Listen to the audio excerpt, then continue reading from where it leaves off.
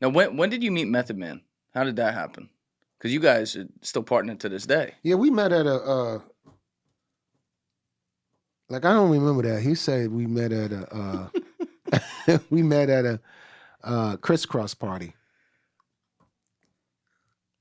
Yeah. He said we met at a crisscross. I was high as hell, and I don't think I thought we met somewhere else at Def Jam the promo tour, but we might have met at a crisscross party, and then we went on tour. That's when we kind of Wonder Twin activated, when we got on tour with each other, and it was one of the most well-known promo tours of the 90s. It was called A Month of the Man tour. What year is this? That was like 94. Okay. 94. He was dropping his first album. I was dropping my second album, There's a Dark Side. And the label put us on the same van, as I explained earlier, how we do the promo run. Yeah. They put us in the same van to do the promo run. And that's when we Wonder Twin activated. The van was smoky. The person driving the van the whole time was fucked up the whole time from secondhand smoke. And we just started barring up. I would throw on the beats and he would just write. And we would just write all the time. And then lots of the times we got off the van to go to different record stores. It was like a gang of MCs ready to battle, ready to show what they got. And we had to get out and do our thing each and every time. Especially on the West Coast. In the Bay Area, we had to battle all the time. It was during those years too. Yeah, it East was Coast, West Coast beef. Yeah. Definitely. What was that like? What the East Coast, West Coast beef was in the later 90s, maybe 90... 94? 96, 95, 96. Yeah. Yeah, 96. Probably the Quad City shooting. Yeah, it was Quad about Studio 95 shooting. because, Tupac was 96 and Biggie was 97. Yep. Right. But then it lingered. No, it lingered till early 2000. It lingered a little bit. It didn't stop. It was leveling, and then it surfaced back up a little bit. It lasted till 2000, 2001, and it was funky. It was really funky because everyone was really tight about Tupac. Yeah. And everyone was tight about Biggie too. So it was a lot of hate. And we would go to the West Coast and it got a little funky. It was real funky out there. It was meaning off stage shit. Yeah, yeah. Well, we would still body shit. We would still do our thing on stage, but the temperature out there for East Coast artists was funky because we were still going out there. A lot of West Coast artists wasn't in the East like we were out there because we resonated out in their coast more than a lot of their artists resonated out in our coast, if you will. And plus, they paid like they way on the West Coast, so we was still going out there doing the beef, and it was funky. I remember at times it'd be some random guy calling my phone. Yeah, when you come out here, you gonna die, motherfucker. And I'd be like, yeah. It was. I said, wow. When I was getting those calls and I had nothing to do with it, that's when I knew temperature was on 10 out there. Yeah. So, but still, I was cool as a fan. I was rolling with two hammers out there, because I was fragrant with the chicks. I had a lot of West Coast chicks, so any chick house I stayed at, I had the hammer with me, so I wasn't really worried because I kept a tight-knit circle out there of dudes that was from the West Coast. They already knew they had my back, if anything, so I wasn't really worried. But it was funky. It was funky. Yeah, you literally got on Pac's greatest album ever at the height of this shit too, and you're an East Coast guy. That's kind of crazy to think about. Yeah. In it after the fact, right. So did you know him before that when you got the All Eyes on Me shot? No, not at all. How did that happen? Well, the record wasn't even supposed to be for Tupac. It wasn't. The record was for Dog Pound. Red and Meth, went out there to do a record with Dog Pound. Daz called us up, was like, yo, we want y'all to be on this Dog Pound album. So we was like, yo, we pulling up. So we pulled up, with Inspector Deck, who they cut the verse off of at the end. And we laid the vocals. Not with Pac. Not with Pac. Pac was still locked up. When Pac got out of jail, he was like, all right, I guess they was like, yo, we need all hot shit for Pac for this album we're doing. And Double album. Yeah, and he went to Daz and he was like, let me hear what you got. And I guess Daz was like, yo, we just did this record with Red and Meth and Inspector Deck. And Pac listened to it, was like, I need that shit for my album. And he put it right on his album.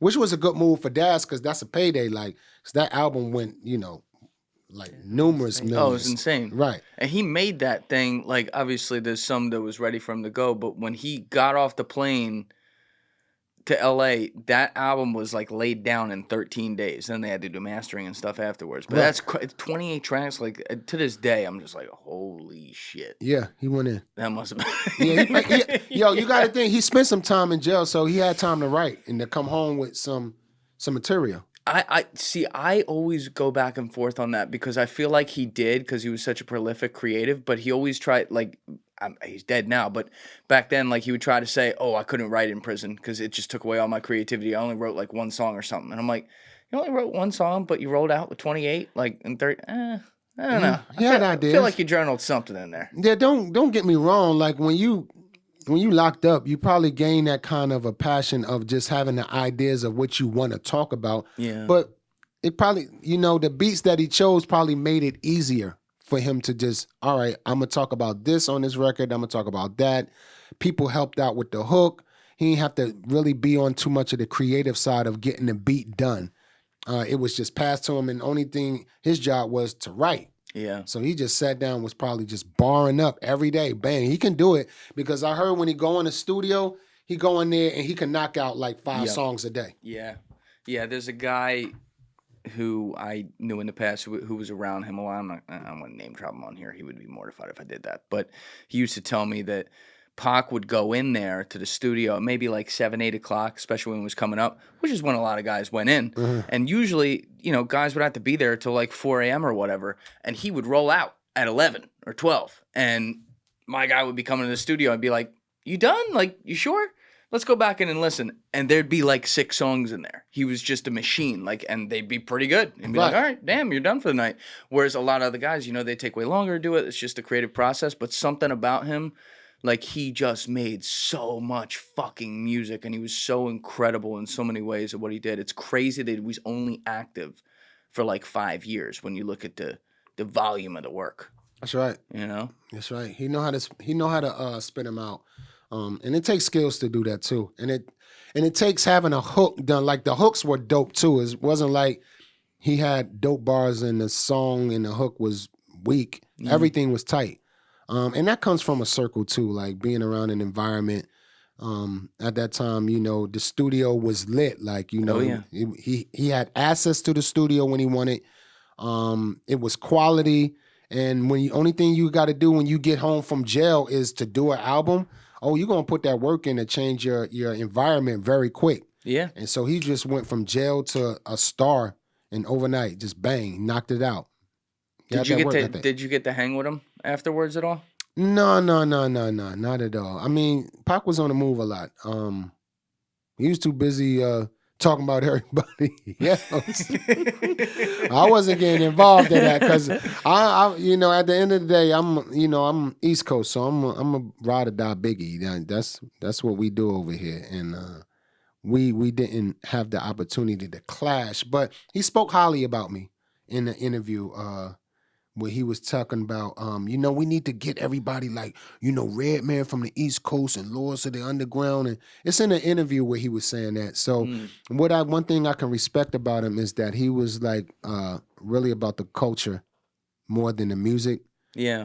Even though you might have thought he was wilding, and he did have his wild times, but he was definitely about galvanizing everyone and being part of the culture and making our own government of hip hop, and govern our own self. So he was definitely on a mission. Did you get any blowback for being on that album though, from Biggie or any of those guys? Not at all. Yeah? No, not at all. Not at all. And you had a relationship with Biggie? You knew Yeah, him a yeah. I little mean, bit. yeah. Everybody was cool on the East Coast. Like when we see each other, it's nothing but love. Like, yo, what's good? We smoking. We lit for the day. All right, that's what we doing. We smoke. We blow the show down, and we go home. Even Yeah. the New York guys, Yeah. like weren't letting you in. Yeah. No. Yeah, no. It was cool. I never had no problem. After that, after I came on the scene, New York didn't have a choice but to be like, yo, this dude Redman, okay, he's bodying shit. We gotta let him in. Feel me? Yeah. Yeah. But that's crazy that the two guys who were the face of the game both get gunned down in like a 6-month period. I mean, it's I was like 2 years old, so I wasn't around like to really know what was going on at the time. But I learned about all this later and was obviously a fan of the music. But like, you know, you have the two faces of rap suddenly gone, and it's not this. There was a lot of other talent in rap, but they obviously had all the attention at that time, and it seems like rap almost was at a crossroads, Right. especially after Biggie died. Like, would you say that's pretty accurate? Yeah. It was a I would say it was a big change for hip hop. That hip hop was looked at as not just an art, it was a sport. Mm.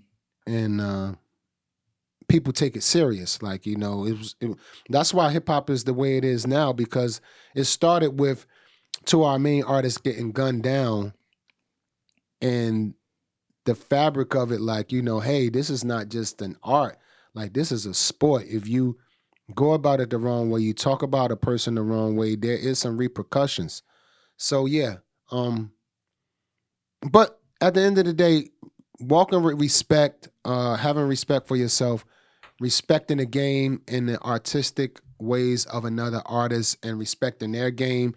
Everyone has to feed their family at the end of the day. And you know, if you walk with that light of wanting to just feed your family and help the people outside of hip hop more than just trying to resonate with guys that's in hip hop already, you think different, you move different. You know, you feel me? You're not trying to impress or be. You're not trying to look down on other artists that you think that's not as big, not with envy and jealousy, because it's a lot of that. Yes. And in order for you to get around that, you have to be aware of yourself and love yourself at the end of the day. And but then again, you get a lot of people who is very naive to that, and they think they can just say what they want about people, do what they want to people, and there's no repercussions. And that's where that comes in. Now, with Biggie and Pac, they were very loving MCs. I don't think their beef was the main ingredient why they passed. I think this resonated from totally something different, which I never speak on or whatever. Okay. But I think they died because of something totally that didn't have anything to do with them. You know, they had their beef, but their beef was the kind of beef you can go outside and squabble about. Like, all right, let's go fight it out and be back buddies. You think it was lighter like that? Yeah, it started off like that. I think it started off like that. I think it could have been handled like, yo, bro, like you said this, I ain't say this. Well, let's squabble it out and then be back buddies. But it got deeper, and as it got deeper, they mentality grew different. Like, oh well, maybe this guy is out to get me. That's how I looked at it. Not saying that it did happen that way, but that's how I looked at it. And then it went beyond their control. It went to the bosses. It went to the masses of people. Then it went to the coast, the East Coast and West Coast.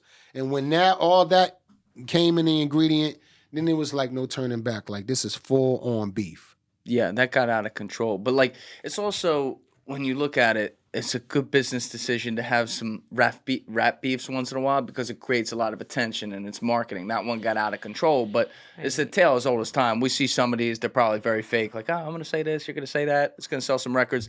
But like, you know, you got in the middle of some too, I think, right? Like, as far like with MC Hammer and stuff. was that on purpose, or was that a marketing No, play? it wasn't no marketing plan. That just goes to show, like I just said before, you just can't talk about nobody without having repercussions. I talked about MC Hammer Mama on my first album. I said, fuck MC Hammer, fuck his mama. Why'd you go with his mom? I don't know. I thought I was the shit, you know. MC Hammer was large, man. He was a large commodity in hip hop. Like I was just like, yo, fuck that. I gotta go at him.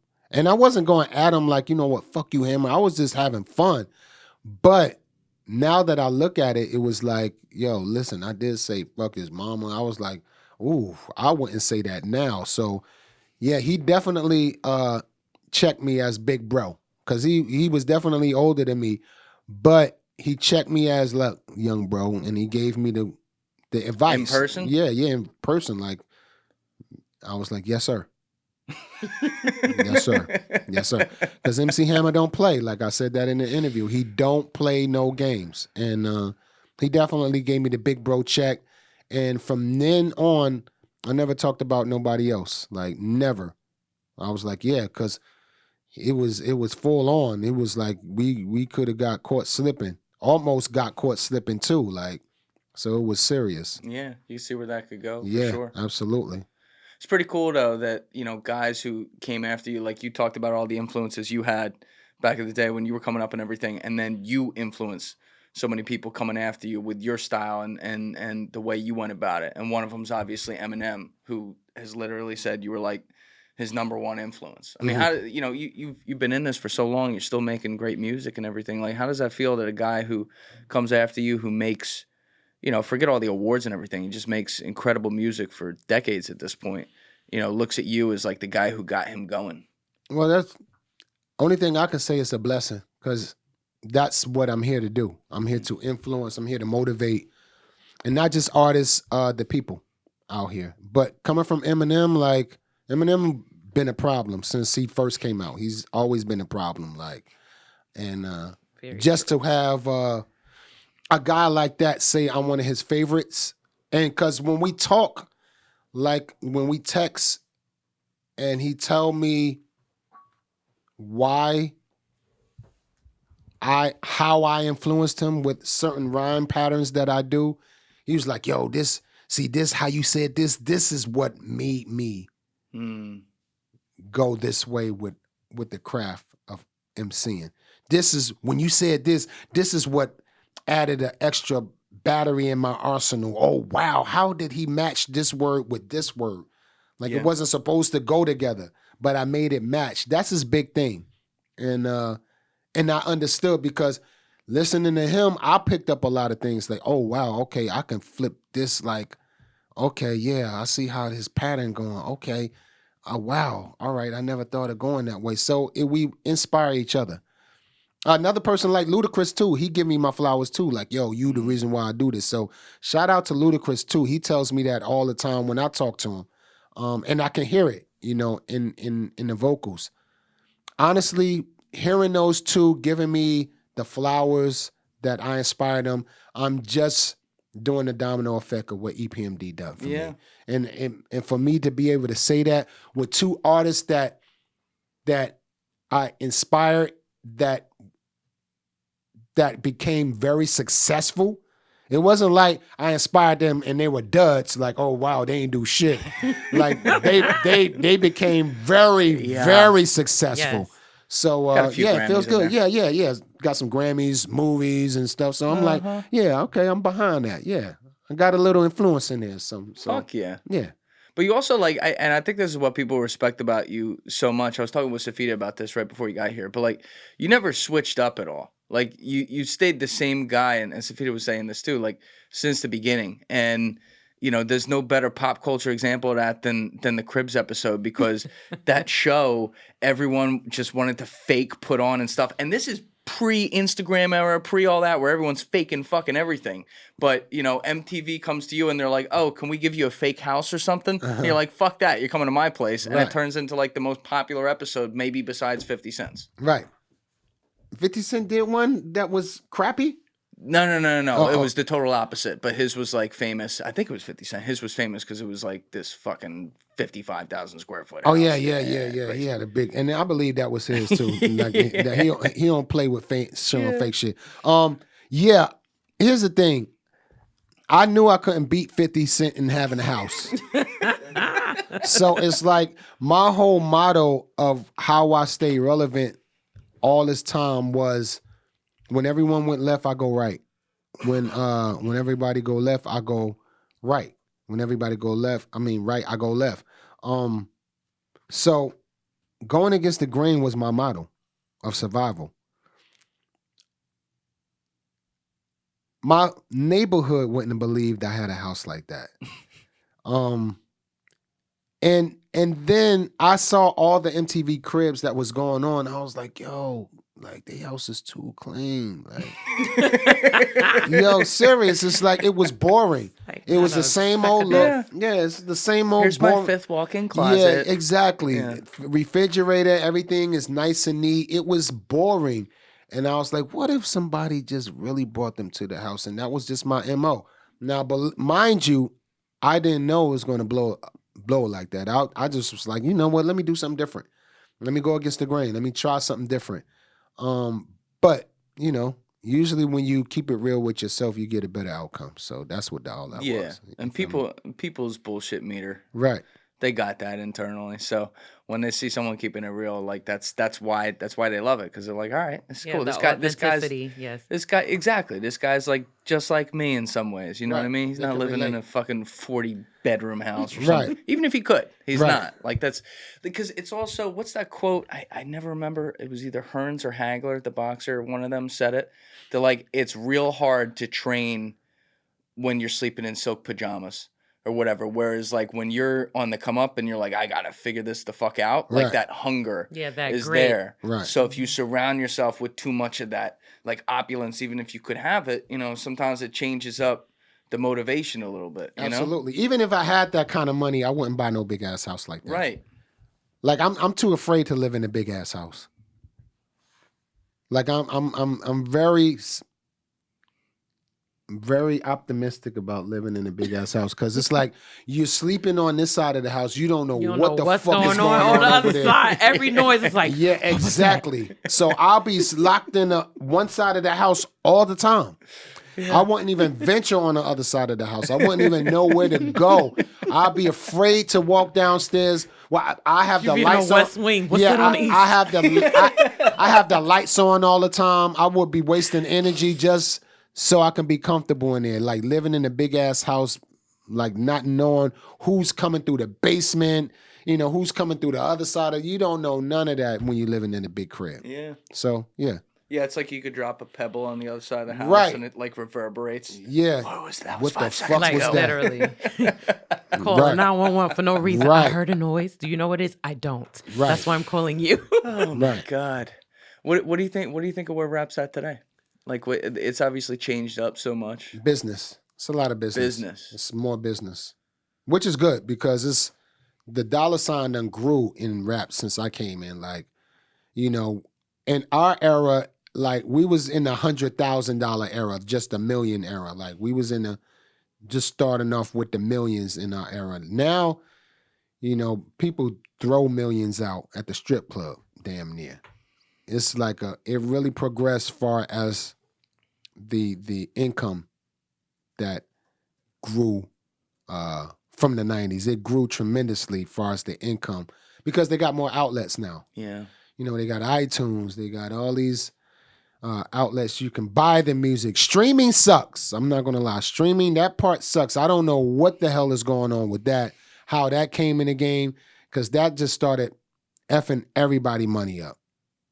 Everybody. But it opened up other doors for you to survive financially through hip hop. You know, it's not just one channel. You can do this. You can sell clothes while you're selling your music from one platform. So it became more of a business. So sometimes the art of it disappears, and you just making music just to open up a door to sell your merch. I know artists who just do music just to sell other things. Like, yeah, I don't really care about the music. I'm just drop this song because I'm selling the hat and the T-shirt to this that matches with the song, and a whole bunch of other things. Merch comes with it with this song. So it's not just about the song and the craft of the song. It's I got this T-shirt, I got the merch, I got this I got this YouTube live I'm about to do doing this song to create my money through YouTube. So it's so many avenues you can, progress financially through hip hop if you know how to use them right and you got the right team around you. Back in the day, it was a couple of channels. That's it. Moms and pop stores, record stores, and that's it. One focus too. That's it. One focus. Yep. Yeah. And it seems like, there are a lot more people who do get pushed into the trap of making what they think commercial is. I mean, I've seen some of it because, like, there's some rap now that's good, but then there's other stuff where I'm like, I don't know if this is good. Like, some of the mumble rap stuff, I'm like, I don't know that that's more just like they're being pushed at in the studio for whatever reason, I don't know, and it's making money, and now they're making that music, whereas these guys might actually be good at what they do, but we're never going to know that, Right. It's interesting times. Mumble rap. Actually, that's a style.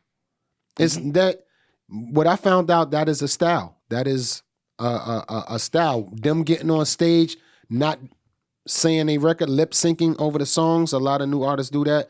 And I was inquiring, like, why do a lot of, they say that's a style. That's done deliberately. Yeah, it's done because lot of new artists do it. Some artists don't get me wrong, but a lot of new artists do it. They lip sync over the record, and that's a style. Mumbling a little bit, not really saying that is a style. That is a style. And if you listen to some of the records that you think is mumbling, you find out like, wow, okay, that is a style they're doing to resonate with their audience. Their audience, because I hear a lot of records, I'll be like, yo, what the fuck is he saying in that part? And I was like, yo, you know what? There's a style. That is a certain style that they're doing. So I can't knock it. If it works for them, it works for them. Yeah. Only thing I know is that the 90s era and even the 80s era of artists, we still got jobs because of that. Feel me? Mm-hmm. Like, a lot of people are like, well, we're not too much of a fan of that style. Right. So let's go get these guys that know how to put on when they do a show, and let's go hire them. Yeah, let's bring the 90s back. And I swear, like, we went through a time in the mid-2000s or whatever where things got very slow for 90s artists. I'm not going to lie. It got to a point where we had to go overseas. Like, you know what? Let's let this shit calm down for a minute and go overseas and go get this money. Now, overseas is one of the best audience you can supply. Yes, for hip-hop, yeah, absolutely. They're the best audience you can supply, still to this day. Anywhere specifically? All over. Germany, Paris, Italy, it don't matter. Switzerland, Europe. France. Yeah, they just love hip-hop. They'll bring out 5,000 people for a breakdance contest. Wow. Yeah, hip hop is heavy. Yeah, they still very tuned into hip hop, very heavy, and the audience and the fans come out. They show out. So we go over there until this dies down, and then we come back, and then COVID hit, and once COVID hit, like in the 2020 or something like 2020. that. 2020. For some reason, a big change started coming about. Like, people wanted to start hearing, like, yo, you know what? Yeah, let's hit some 90s. Let's get some 90s artists back in. And now we're just as equal as the new artists in doing shows. Like, matter of fact, we're kind of like almost above a lot of new artists because a lot of new artists, sometimes their numbers are fabricated. Oh, sometimes. Yeah. A lot of times. A lot of times, exactly. Yeah. Their numbers are fabricated. So they're not bringing in that target audience that you see on their IG. Like, they got 20 million followers. Yeah. No, but then fuck again, you don't. and they get in the concert and they got like maybe 4,000 people in there. Yep. And I seen a lot of that happen. And I'm like, oh, okay. So the cover unveils now. So now they really got to put in work. Now they got to work. Yeah. They got to work like we do. That's the thing. Like, you couldn't fake it. when you were coming up. Like you either sold it as physical, you either Right. sold it or Yeah. you didn't. You and didn't. now Numbers did everyone's not lie. and it's not just music either. People fake it everywhere. I Right. mean, I see and the thing is, I feel like a lot of people can spot it pretty well now because you're like, wait a minute, 20 million followers. And then you look at the comments. Yeah. And it's like two comments, two 7 comments. likes. You're like, come on now. Exactly. They got 2 million, 45 million followers, and they got and like no engagement. They got 9,000 likes, Yeah. 2,000 likes. And a lot of them don't even have that. Some of them barely have 100. Right. Yeah. And Right. you're like, how is it possible you And have you can- 17 million followers? And You can see some of them where they have the same number each post, and you're like, wait, you always have 11,400 give or take on there. Right. You're like, man, that's the most organized audience I've ever seen. And Right. then you go through it and you're like, okay, this is definitely, because it's better to build it organically. I think I always say we live in this microwave generation where they want everything quick, fast, and easy. Yes. So no one really wants to take the time to build something. When you build it organically and you have that following, no matter what you do, they're going to support it. No I matter like what that. it is. I'm going to use that microwave generation. Like That's spot on. Like it literally is. And then when they start going back and discovering, what I'm enjoying now is watching the discovery. Like watching people go and do reactions to his music, Yes. go and do reactions to,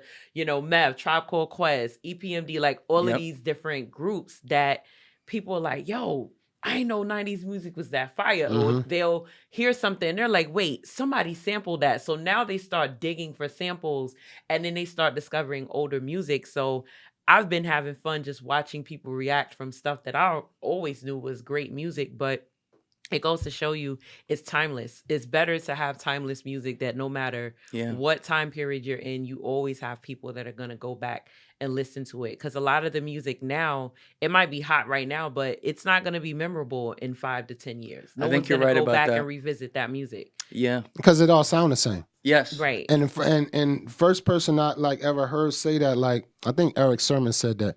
He was like, a lot of this music is microwavable. It's just hot for a second and then it's not. And when he said that, I was like, he's right, because if you want to make, I tell artists, you want to gain a cult. And when you have microwave music, you're gonna get fans that's only with you for that record.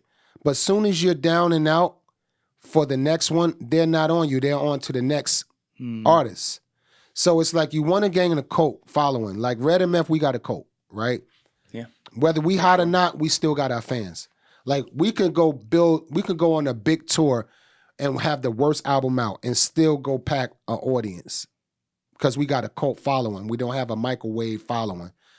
They're not moving from REDMAN'S if we not hot to the next duo.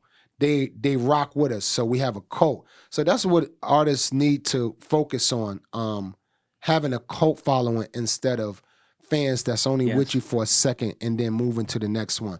So that's why we still relevant to this day. Like, bro, like facts. Like we can literally say, yo, we want to do a tour right now, and we have like a 40-day tour done in a week because the respect we gave the promoters, the fans we gave a show. The promoters know when they book a REDMAN'S show or REDMAN'S solo show, they know they're going to get their money's worth. They know they're going to bring in the fans. We're going to bring in the fans, and they know they're going to get a good show, and they're going to get their money back. So you want to build a cult following, not no microwave as fans that's only with you for a minute and making this microwave as music that's just. But you know what? Even microwave and music is even a style. Believe me, I asked. It's like, why do all the music sound the same? Why everything is like a 1, 2, 3, 4. Boom, boom, boom, boom, boom, boom. I did an experiment. I actually worked at a festival. My boy Josh Gannett. Shout out to my boy Josh Gannett. I was working the festivals with him on the island right here in New York. What's that? Roosevelt Island? Roosevelt Island. Oh, yeah. I worked with him on a couple of festivals. And Governor's Ball or whatever? Yeah, Governor's Ball. I worked a couple of... Shout out to the Governor's Ball crew for letting me on, right? And this is what I was doing. I was driving a cart around, driving the artist to the stage, but I had my mask on. Oh, so they didn't even know who I was. So, but Until you start talking. And I wasn't even talking that much, but I did that to get the feeling of what they're doing. And a lot of artists, some of the artists, they keep the crowd going. They know what to do. Like some of the Atlanta artists, but a lot of artists that I seen perform, it was just all the same move. It was just that initial, all right, y'all ready? 1, 2, 3, 4, boom, boom, boom, boom, boom. And then everybody bouncing. You see everybody bouncing the whole, and then the bounce dies and it dies down and it dies down. And then they're doing a song. And then they go to the next song. And you know, all right, now y'all know where they're going. 1, 2, 3, 4, boom, boom, boom, boom, boom, boom. Same shit. Boom, boom, boom, boom, boom. Yeah, it's the same movement. It's the same energy. So it actually taught me a lesson. Like, wow, okay, they don't have the songs that you throw on and you're going to be rocking, you're going to be moving, you're going to get a groove to it, you want to dance. It's like a 1, 2, 3 bounce. So when artists do that, everyone has that same movement. If you notice, all the new artists have that same bounce. Not all of them, but a lot of them got that same bounce. And I used to ask, like, yo, is that, like, I noticed all the music kind of moved the same, and they said that's a style. Yes. Because when you got the producers that want to be as big as the artists, they're going to give you the record that they can play on the radio. They ain't going to give you that B-side record. They ain't going to give you that exclusive jewel. Like, okay, y'all heard this single? Yeah, I know everyone heard this single, but you ain't hear this record, though. Yeah. The producers are just as big as the artists nowadays. So they're going to give you that song that can resonate on radio, which leaves no room for no exclusive drop, no exclusive joint to hear, no eargasm to hear. It's just a straight 1, 2, 3, boom, boom, boom, boom, boom, boom, boom. Yeah. It's a model. It's a model, but it's a style. Everyone say, yo, they got, why all the records sound the same? All the records sound the same. They sound the same. They sound the same. I found out it's a style to sound the same. It's a style. So it all blends. So it's, okay, hot for a second, then it's right out of there. Hot for a second, right out of there. And then you think about, like Sis said, like when it goes to the future, will these songs be able to stand the test of time? Like, since everything sound the same, would you be able to throw on these records 20 years from now and be like, yo, you remember that? No, because everything sound the same. Yeah. 90s, we didn't have that. All of our shit was, you heard Wu-Tang, you heard Wu-Tang, you heard RZA. You knew that was RZA on the beats. You heard R Squad, you know Eric Sermon was on the beat. When you heard Tribe Called Quest, you knew Q-Tip was mainly on the beat. So it gave a lot of separation from each other. When you heard Busta Rhymes, you knew that his producers was on the beat. So when you heard Snoop, you knew Dre was on the beat. So we all had our separation. Everything was wholesome. Everything was culture-fied. Everything was solid, you know, and our music stood the test of time still to this day. That's why we still have a fucking job, right? Y'all had a formula. Yeah. It was a formula that 90s music had. And it's really important when you have a team of producers that understand your sound. Yes. And I think artists then knew the importance of that, and you can tell. That's how you can tell who was behind the beat. That's how you could tell who they were working with. And that's why they had the consistency, because you have artists that it's nothing wrong with them experimenting and working with different producers. But when you got a group of producers that know your sound and understand your sound, you're going to have a great album because you got a formula. But without that formula, everything is just spin it out really fast and it all sounds the same and then it goes away. By that following year, you don't even remember half the songs that came out before. For sure. But it's also, it's kind of crazy that the eras are this way, because back then you had such a limited way of getting to people. It was physical copies, and you better get at least like one song on the radio so that the rest of the album can sell.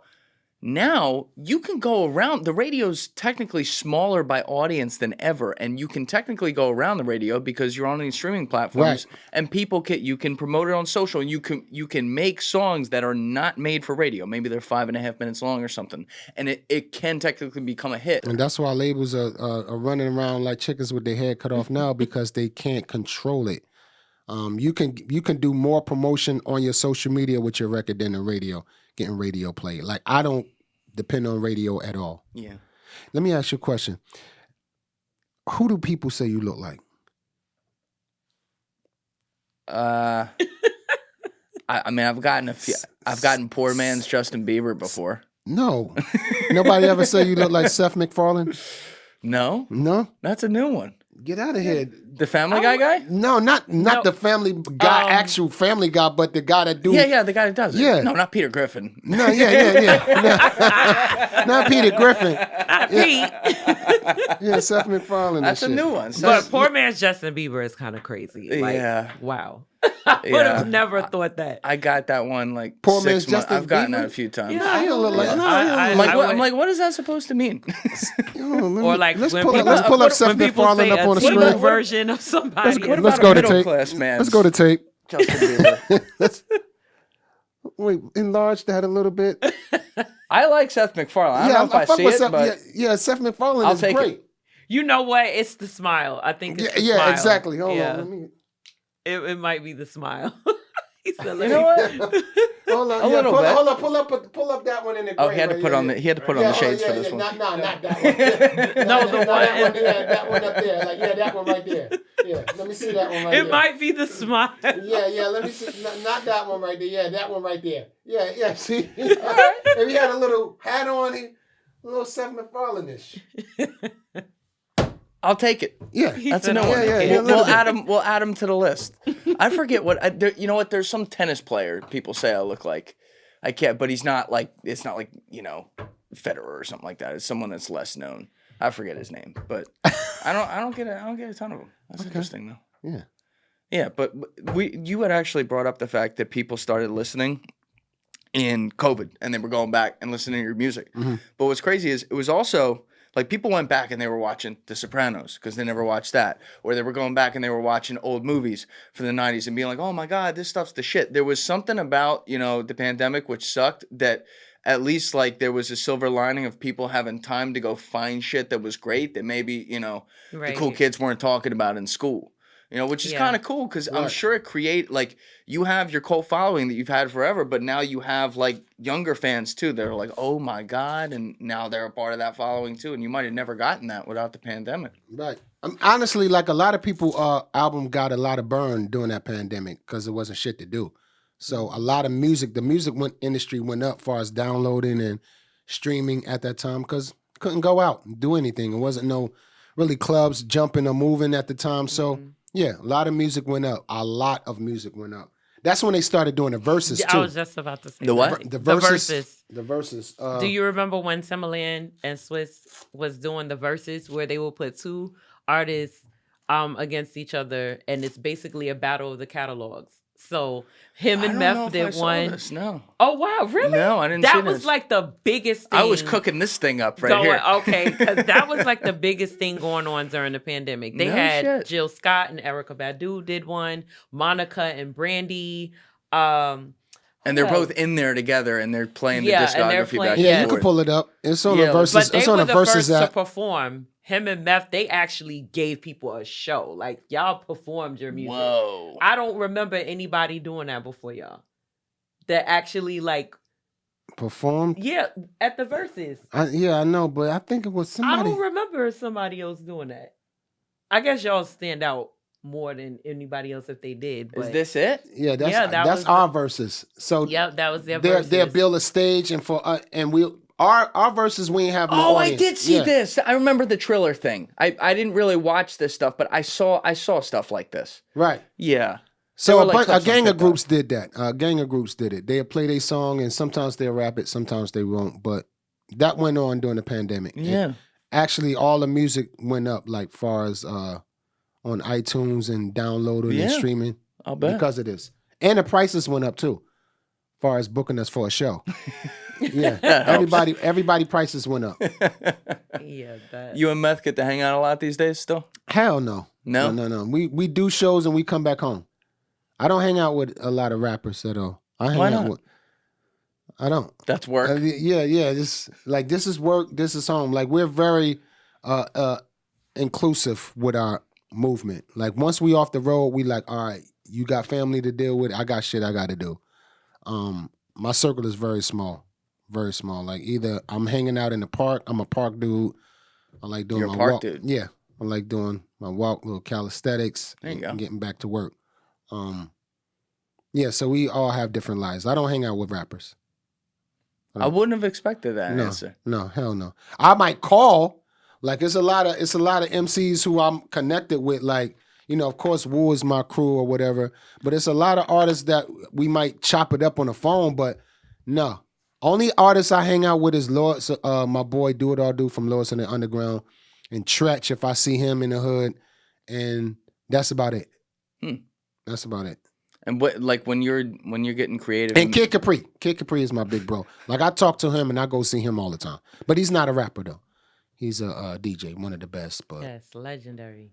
do you like when you're going to make music and stuff? Do you do a lot of that alone now? oh Or yeah, do you- I engineer myself. Hmm. Like I said earlier, I like cutting the middleman out.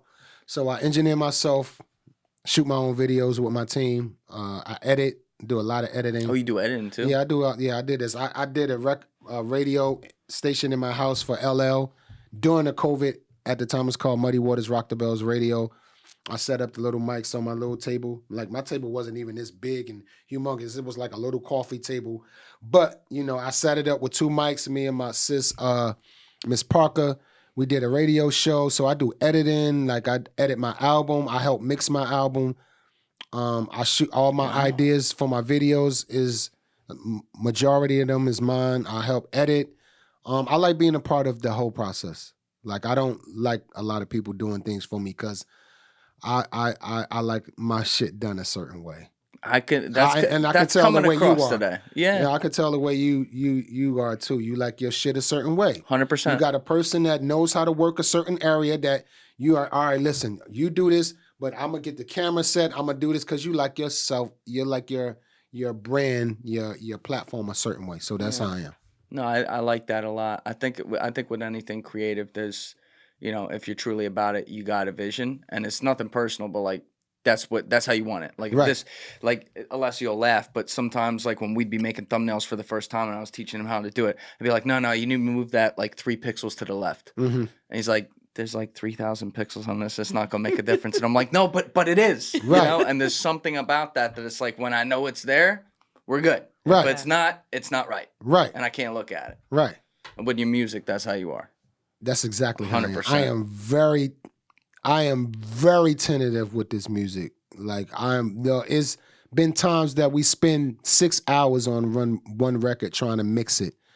And then we end up spending 2 weeks on the same record trying to mix it because I like it a certain way. And I just don't hear what I'm looking for when it's being mixed. So I give the ears a rest for like 3 days. Then I go back to that same record for another 3 days till we get it right. Like the process of doing this album I just dropped, Muddy Waters, like it's songs on there that I spent like total a time of 3 months. I believe it. Yeah. But then when you hear stories like Michael Jackson spending more than 100 hours on Thriller just to get that record right, it make you appreciate what you do. Hell yeah. Because he literally spent like over 100 hours on Thriller getting it right. And the way Thriller is now, you can still match it up with any record of today and it still blow it out the water far as the quality and mixing of it. Right. So yeah, it's worth the time. When I hear stories like that, it's like, okay, yeah, I can be a pain in the ass. Sometimes you could be a pain in the ass in your own way too. Sometimes you do need to get the fuck out the way and say, you know what, this sounds good. But spending that time to get it a certain way, the best way where it's, I don't like leaving no loopholes on anything. All right, if we can't get it no tighter than this, then it's out the door. But if I feel we can squeeze a little bit more tightness of it, of getting it the way I want, then I'm spending that time because At the end of the day, I know how to engineer. So the time is free. I'm not paying no other engineer for their time to come to my house to do it. If I can just sit down and tweak and equalize, throw the EQ on it the way I want and get it the right, I spend hours on it because it's for free. And I own my own equipment. So it's $0 I'm spending. You feel me? So yeah, I try to match that up. Now, if I was spending money, then my thought process may be a little different. Like, all right, I'm spending too much money for this guy to come over every day and sit 9 hours and I'm paying him by the hour. So the process may be a little different. But that's why I encourage artists to get your own equipment, you know, get your own setup and record yourself. You get a better outcome. Feel me? So. Do you still love music as much as you did day one? Yeah, I do. Making it? Yeah, I do. That's great. I do. Do you ever get, because of the way you're so, and I love that, I relate to it so much, like how focused you are on the vision. Do you ever get almost stressed before making something because you know what went into making the last one and how many hours you had to spend on that just to sit on the same bar to make sure this sounded that way on the mix? You know what I mean? Yeah. Like the stress of like what now has to come again? I tell you what, like this last album, Muddy Waters 2, I just dropped in December, which is out right now. That's Link right. link in description. Everyone go stream. Exactly. Go to my bio, Redman Gilla. It's on my bio, Redman Gilla on IG, REDMANGILLA. It's in my bio. But this last album, I spent a lot of time putting this album together and spent a lot of money getting it mixed. But it was worth it because I learned a lot, which is going to make my next process of doing the album more easier now because I know what to listen for. I didn't know how amateur I was until this album. Like, I know how to run my own studio. I know how to, well, I don't know how to run it fully because I still call my boy Josh over to hook up some equipment. I don't know how to hook it up the right way. You do need a key engineer to help you set your equipment up the proper way so it operates and you get the best benefit out that certain equipment. But it wasn't until this album where I was like, damn, my ears are amateur as hell. And I've been surviving for 30 years. And I didn't know how amateur my ears was to listen for compression, to listen for volume, to listen for... I just started learning to pan the last 4 years of my life. The last 4 years, before that, I didn't think panning was necessary. Like moving it left to right? Yeah. I didn't think panning was necessary. I hated panning because it took something away from the song. Now I understand why people pan in their record. Pan a sound over here, pan another sound over here. It makes the song bigger. Yes. Yeah, it makes it fuller. That's a great way to put it. Everything was right down the middle for me. I was like, nah, I don't hear that. Yo, it sounds different. Yo, I don't like that, man. Yo, put it back in the middle. And then I got into panning and I was like, oh, okay, well, we got to start the album all over with mixing again. Let's break down all the songs and let's pan these songs out now. So, yeah, I just started learning to pan like 4 or 5 years ago. So I didn't know how amateur my ears were until you really spend time in the craft and wanting to learn. So now my ears are very high tuned, if you will. Veteran ears. I got veteran ears. I still got a lot to learn, but I am a guy that can hear a half a dB. Like other engineers or other people, they be like, I don't even know if you did anything. Like they would have to hear a sound turned up 2 to 3 dBs to really know it's doing anything. Me, I can hear a point of a dB. Like that's really like a caterpillar ball hair of an inch. Like very small. Very small, but I can hear that. And that 1 point makes a difference. Because I love editing. You know what I found out too? Like I did a crash course at NYFA out there in Cali. Okay. NYFA? What New York Film Academy. Oh, and it was out in California. Yeah. New York Film Academy. It's one in California, right? I was out there staying with family and I did a crash course because I wanted to learn more about the camera and editing, right? So I did an edit course and what I found out, which gave me more confidence, like the movie Jaws. right? You seen Jaws, sis? Of course. All right. So the movie Jaws, right? There was an argument on the set of the movie Jaws about showing the shark an extra second longer than it should be. Yeah. That was the biggest argument on that set. If you watch Jaws the movie, you don't see the shark until like half of the movie or almost close to the end. You only see him and the tail. But it wasn't until like the middle or close to the end you start seeing a shark. Now, that was a big argument on set with the editing crew. The argument was if you show the shark more than 4 seconds or 3 seconds, it looked fake. If you showed a shark less than 4 seconds, it looked real. And the teacher was like, that was a humongous argument on the Jaws film of that edit. And I was like, wow, okay, so I am on point because a second can make something 100%. Too long. 100%. And a second can make something right there on what you need, where you need it to be to keep the audience attracted. Because we're dealing with an audience nowadays with a short attention span. So you got to get in and kick them in the balls. You got to hook them quick. You got to hook them on a fish and then club them. You got to club them across the head while you got them hooked. But it also makes storytelling hard too. Like with people trying to make movies now that are actually like real works of art. It's like, yeah, you got to club them at the beginning and then they want to try to let the movie breathe. And some people may be like, oh, they're clicking right off because they're used to TikTok. Right. Where it's like, I get everything inside of 1 minute, so give it to me right now. But at the same time, like the thing that gives me hope is you see like a lot of TV shows having more success than ever, and yet these could be played out 8 to 12 episode seasons where it's like 8 hours of content and people stay with it and they sit with it. So it's kind of weird. It's like, I think I heard Bill Maher say this once, we either have like a 10-second attention span or like a 3-hour attention span. There's nothing in the middle. But the way that you get people in is the first 10 seconds better be fucking good, regardless of which one it is. I like Bill Maher too. Yeah. Bill Maher's great. Bill Maher, he's become the voice of reason on a lot of things, which I like a lot, right? Yeah. Crazy times we're living in. But anyway, so you also, we have Safita here as well because you are both actively involved in a movement that was, you knew we were coming to it, but you're both actively involved in a movement of your creation that sounds like it was kind of born in the pandemic era, maybe was thought about before that, but what can you just explain what you guys are doing with the National Empowerment Movement or National Empowerment Party? The United Empowerment Party. Yes, we were at first. Stop with your shenanigans. National Cannabis Party in 2021 is when we started. January 26th of 2021.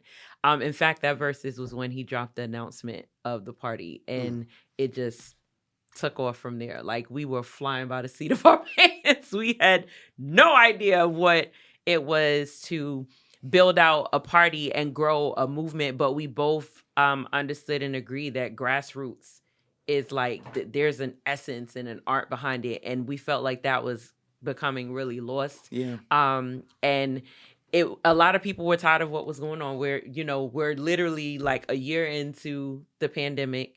Everything's still restricted. Everything's so up in the air. There's a lot of uncertainty. We have to completely change things around the way that we live every day. So, us both understanding what's happening in cannabis, we're like, look, we're going to do this and nobody's going to tell us that we can't. Like, we both share that sentiment. Like, do not tell us we can't do something because it's like, you're going to prove that it could be done. And so, since 2021, we just passed 4 years, on the 26th last month. And so we've been building it and growing it, ever since. We're federally recognized. What's the core goal just for people out there? Deschedule cannabis. Yep. That's goal number one. We've been saying it since day one. And since we're the only federally registered and recognized political party that focuses specifically on cannabis policy and legislation, it makes us really unique. But we also understand that cannabis is going to be the key that will give us the leverage we need to change politics as usual. So being that bridge and that liaison between both parties and making sure that candidates are put into office that not only understand the plant, but are truly here for the people, because we don't really see elected officials focusing on how they can really empower people in communities. They don't do that? That's news. I thought that's their job. Well, it's supposed to be it is their job, but we're not seeing that happen. We're seeing a lot of self-interest and a lot of, greed and corruption, and people are tired of it. So we were like, let's build this party. Let's become the umbrella that everybody can come together under and really push things forward for the best of people and the communities that they live in, because we're not seeing that happen. So the goal is to work with anyone, regardless of political affiliation, who will take this issue seriously, with the primary goal to be descheduling it. Now, for people out there who are unfamiliar with some of, let's say, the very ass-backwards old school mandates that still exist within our government, can you explain the scheduling system and why weed is still like at the top of the chart here for some reason? Yes. Cannabis is still a Schedule 1 controlled substance. So if you think about cocaine and crack and heroin, that is the same level that cannabis is scheduled under. And all Schedule 1 drugs are considered having zero medical benefit, which we know is not true. So by their own definition and classification, it goes against everything of what they establish as what a Schedule 1 is. So it doesn't belong there. We have a whole medical market that started first when it came to cannabis legalization. So for it to still be a Schedule 1 doesn't make any sense. It doesn't define what a Schedule 1 drug is. And now there's talks about it being rescheduled, which doesn't federally legalize it or federally decriminalize it either. So there's discussions about rescheduling it to a Schedule 3, but all Schedule 3 drugs still have to be prescribed by a doctor, and then it has to be dispensed by a pharmacist. So you would have to go to a pharmacy to get it. So we could be looking at, weed in a pill or something like that. Yeah, which obviously, seeing how the last few years have gone, that's putting people's tentacles up of trust with putting it in the pharma system. Because also, and you and I were talking about this at the event last month, like, you look at all the alcohol companies, they're the ones who have been already buying up all the weed fields essentially ahead of any decriminalization that would happen. And so you're already seeing like the oligopoly, like trying to get to work on this and take away, like, just, all right, give it to the people, let it be the same thing. In this case, in a different context, it's like alcohol. People can make their own decisions responsibly, not have to deal with the middleman here, which is going to be hand in hand with the people paying the government. Right. Yeah. Yeah. So it's important for people to be educated. So that's like our biggest goal, is to make sure people are educated and to destigmatize cannabis, because it is medicine. At the end of the day, even being separated in two separate markets, with it being adult use or recreational and medical, it's all medicine. Yes. You're going to get the same effect. You just have one that's taxed higher than the other. That's the only difference between adult use and medical, is that you can heavily tax one more than the other.